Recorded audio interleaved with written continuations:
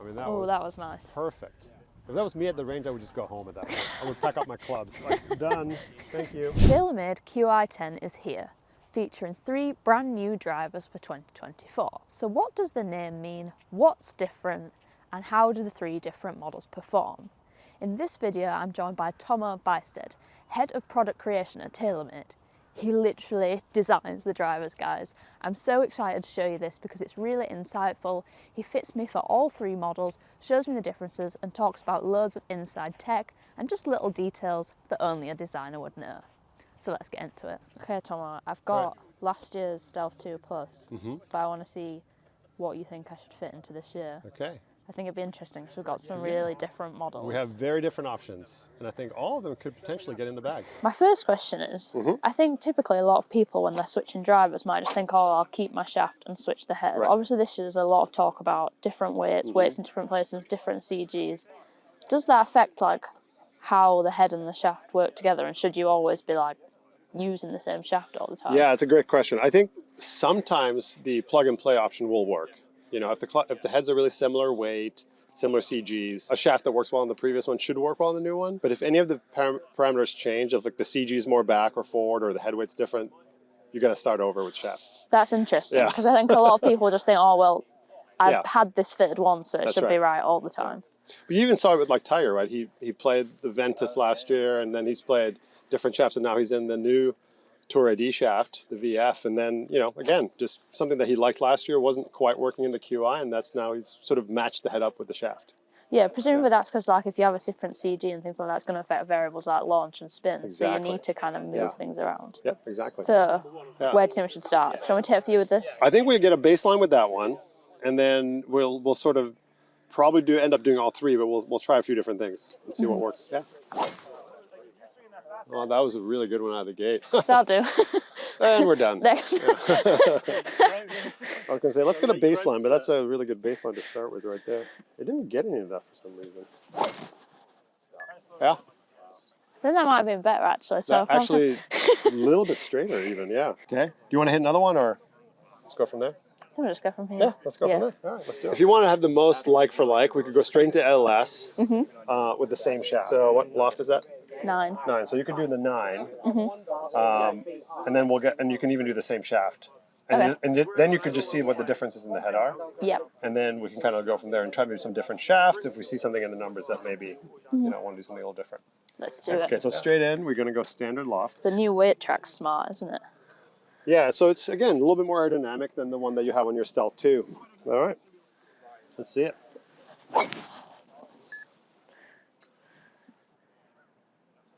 All right, started a little left, but 11,325, so 254 total in that one.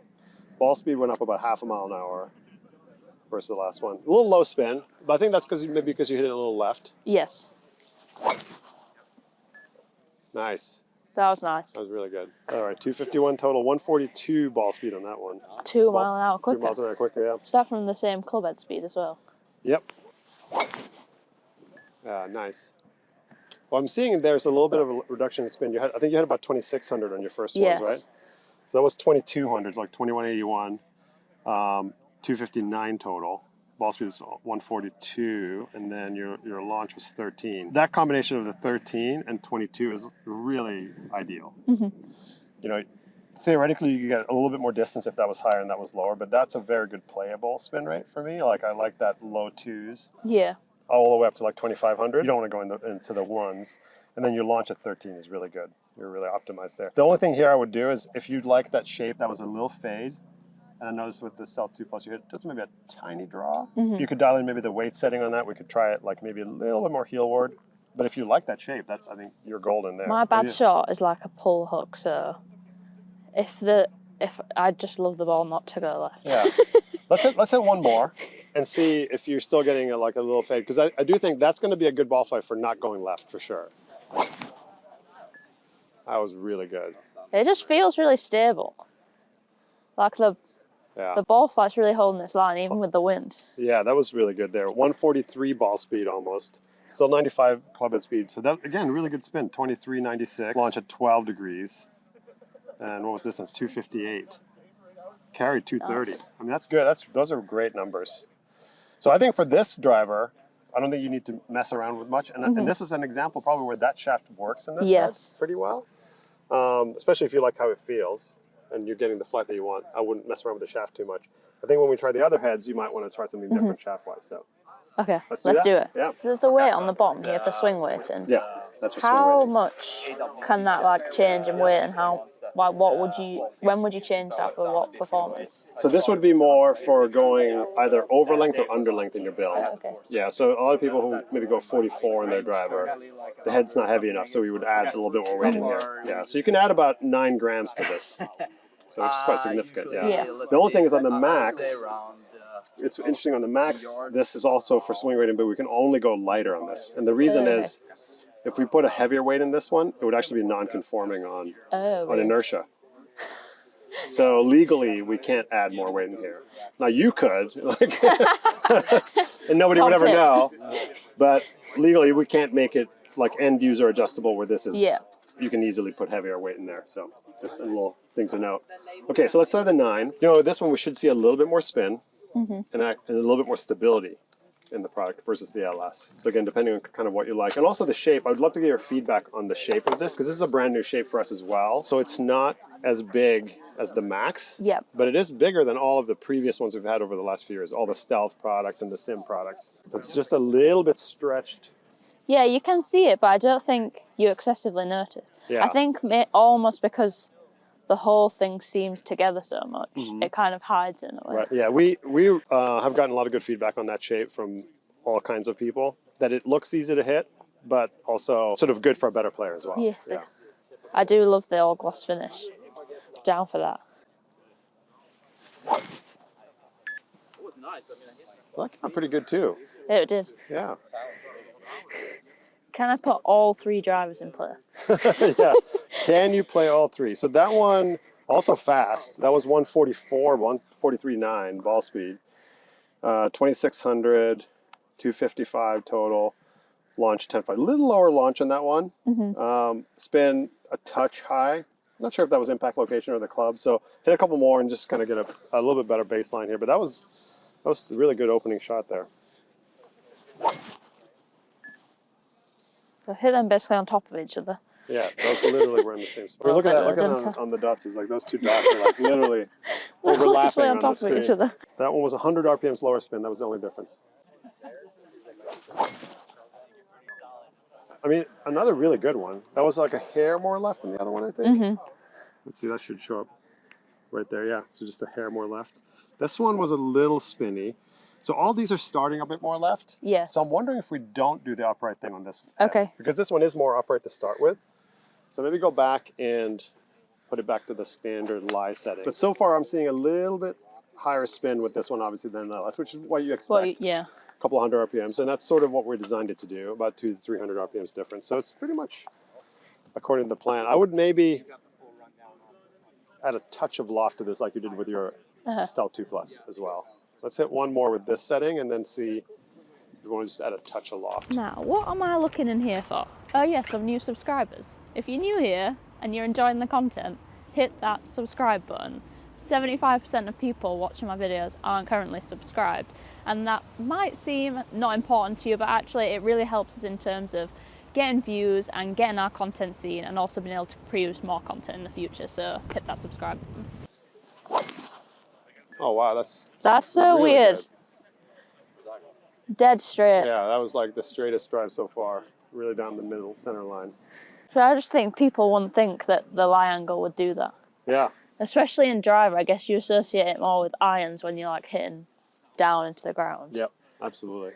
That one ballooned a little bit into the wind. That was about 3,000 RPM, so that kind of got up a little bit, so we lost a little bit of distance there. But obviously super straight drive. And just a little bit right. That's probably still catching the right edge of the fairway. No problem there. Here's what I would do on this driver. Based on what I'm seeing so far, I would tee it a touch higher. Just try it. Just tee it like a little bit higher. And I would do the same thing with the Max as well. And don't sky it. You can test it out. That top line is really durable with the carbon there.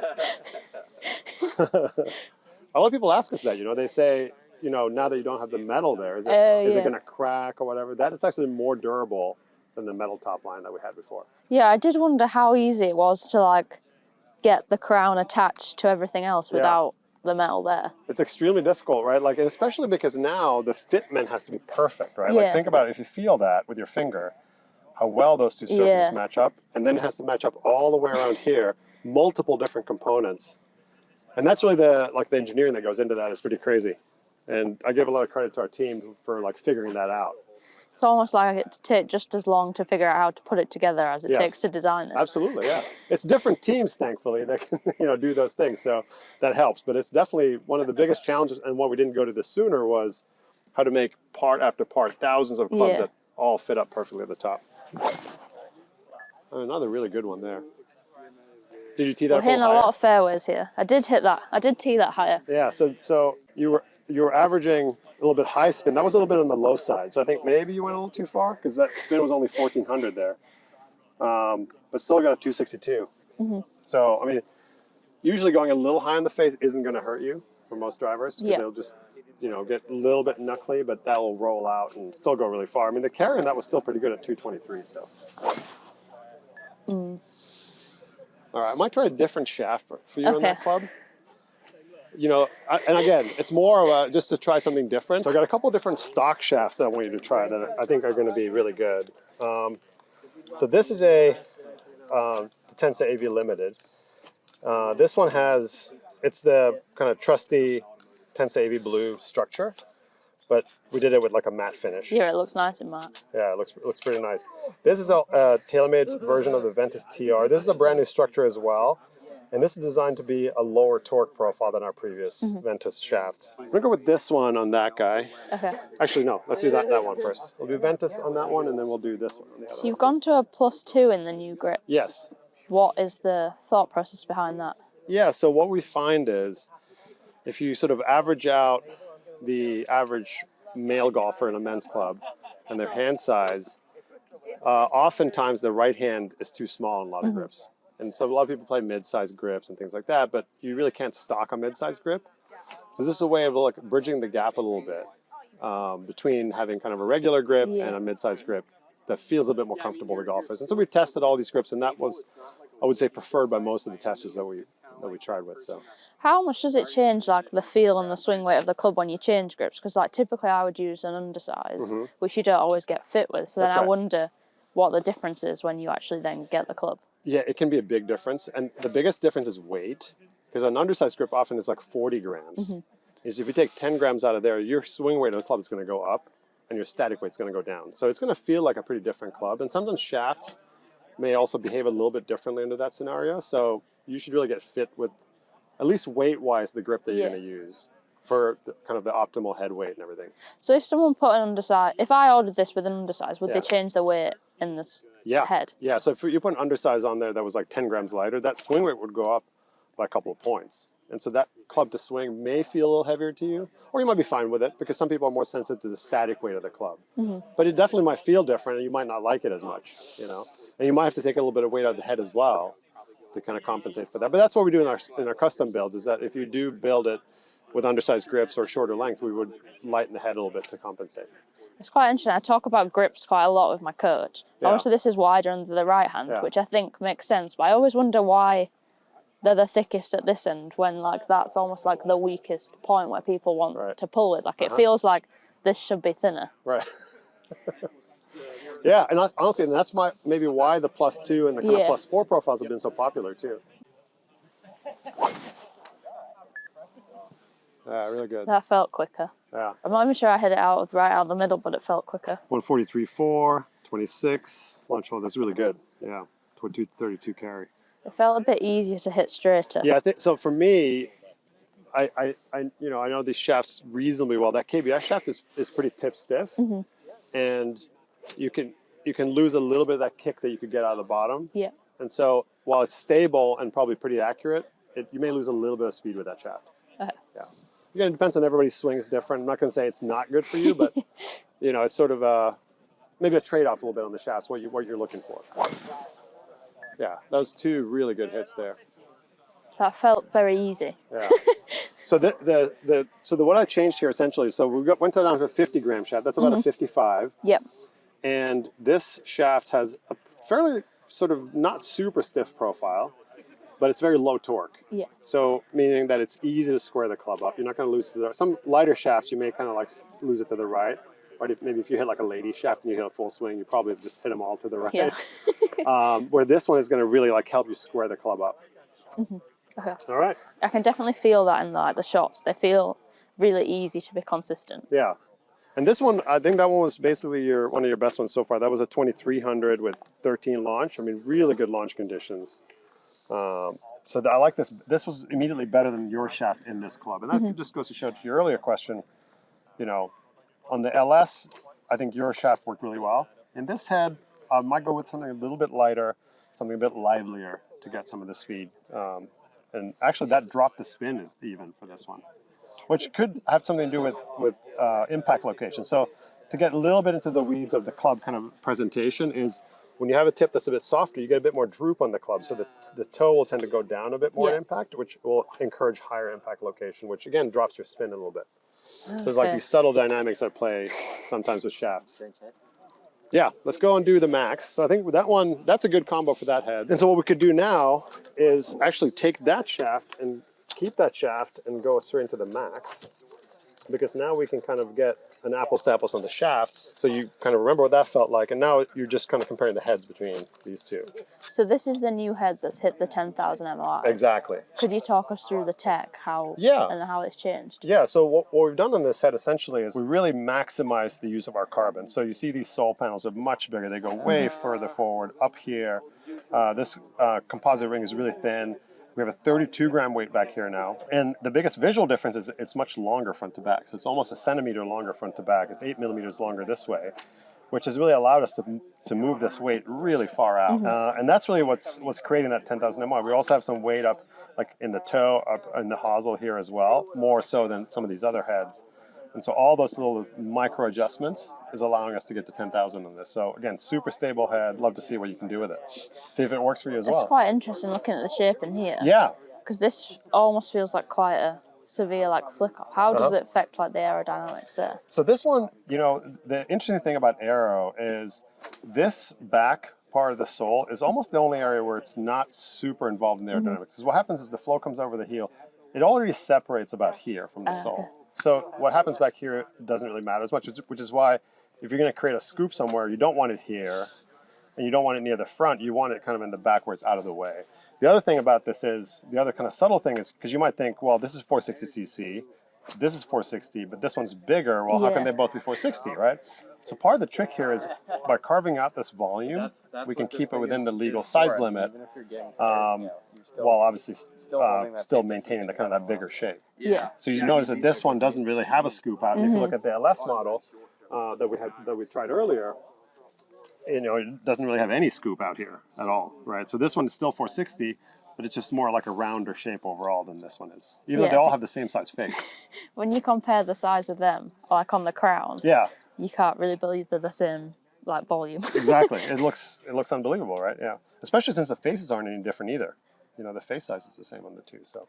Right, I'm excited to give this a hit and see what happens. Let's do it. Okay, so we're going to put this one in. I would probably put this one in one click down. So take the standard position. Again, I'm basing this on the knowledge of seeing you hit these other ones. I'm just going to go one click towards the lower setting in there. So that is now at about 8¼ degrees aloft. Okay. Yeah. So presumably if you have 9 degrees in all of these heads, they're not all going to present like the same loft and effect. Yeah. And so the reason for that is the more back CG you get, the more dynamic lofting you're getting in the downswing. The back of the head's going to want to tilt this way, and it's going to present a bit more loft at impact. So presumably in fittings, people need to be a bit kind of flexible in their thinking about what loft they're hitting, because it's going to be completely different. We do offset that a little bit in the design of the club too. So for example, the actual lofts, like if you measured on a loft machine, all the three heads they're not all going to measure exactly the same loft. And so we account for that a little bit, but still, to your point in the fitting, you have to be open-minded about like, hey, I've always played this loft. I might be okay with this other loft, or adjust it at least in the hosel. So we got the Max. So this one in the standard setting is going to be already a little bit more upright, and like I said, 1/4 inch shorter length.